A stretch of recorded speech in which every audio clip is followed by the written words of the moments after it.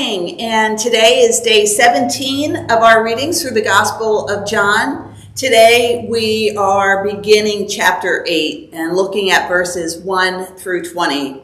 So today we find Jesus back in the temple teaching in the courts. The religious leaders have decided that they want to attempt to trap Jesus and thus find a reason to arrest him. The teachers of the law and the Pharisees do this by bringing a case before him and asking for his opinion, his judgment. They bring a woman who has been caught in the act of adultery. Now, according to the law of Moses, the punishment for this woman is stoning.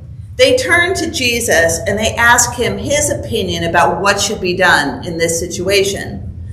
Jesus then bends down and he begins writing something in the dirt.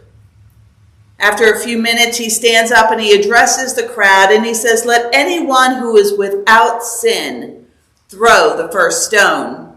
And then he stoops back down and begins writing again. One by one, beginning with the oldest to the youngest, the men walk away, leaving Jesus alone with this woman, to whom he asks, "Has no one condemned you?" "No one," she responds, to which Jesus says, "Neither do I. Go now and leave your life of sin." As after this, he continues to teach about who he is and what he has come to do. Basically, his Father's work, the work that the Father has shown him to do. And so in this teaching, Jesus talks about judging. These same men have just passed judgment on this woman. And so Jesus points out that their judgment is by human standards. But as he has just demonstrated, he does not judge that way. He does not pass judgment on anyone. But if he were to judge, it would be by the heavenly standards, not earthly. Now, there's some cultural background that would be helpful to shed light on this passage. According to the law that they were quoting, these charges would require witnesses. It would require a minimum of 2 witnesses who had seen the sin committed, and they would be required to speak up. Now, the fact that no one spoke up before the sin was committed, the fact that they witnessed this without doing anything, tells us that they were neglecting their moral obligation of providing guidance to this woman, and that they sincerely wanted to catch her in the act as a way to trap Jesus. The passage references the law of Moses regarding stoning, and this form of killing was specific to a woman who is engaged, and it applied to both she and her fiancé. Where was he in this situation? We see that the witnesses, those accusers, have permitted him to get away.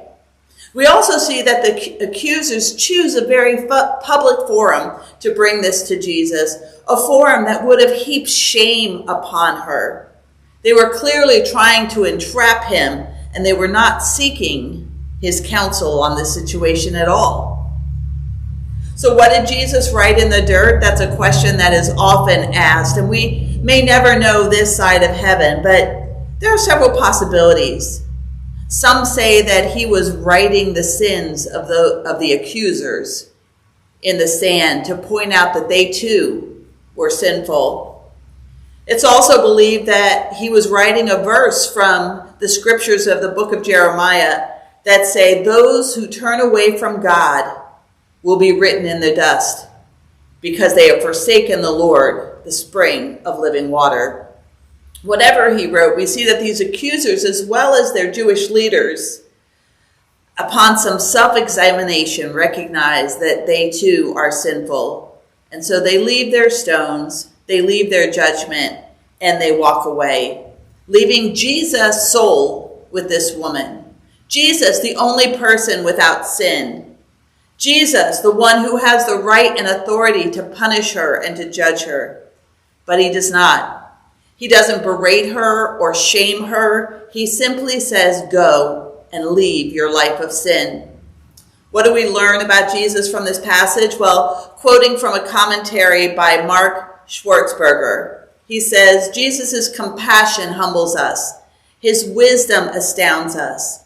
His love draws us. His patience inspires us. His holiness corrects us. His call directs us. His holiness corrects us. His call directs us. He continues saying, it seems each time I meditate on this account, I find myself fighting back tears. Perhaps I see myself in her place. Can you see yourself there? We deserve to be condemned. Can you imagine the rejection as you are set aside as garbage by those who have taunted, condemned, and used you? In reality, we are all guilty sinners, and we know it. Yet Jesus is who he is. He is ready to forgive, accept his grace, go and sin no more. Amen. Well, tomorrow's reading, we continue for the second half of the chapter of John chapter 8, verses 21 through 59. Have a good day.